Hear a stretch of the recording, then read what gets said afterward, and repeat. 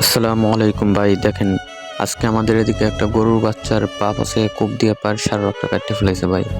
ভাই গরু বাছুর এগুলো বৃষ্টি বাদলের ভিতরে বাড়িতে ঢোকে, তারপর ভাই বাড়িতে ঢোকে দিকে পা পাশে কোপ দিয়ে এরকম সারা রক্ত কাটতে ফেলে ভাই।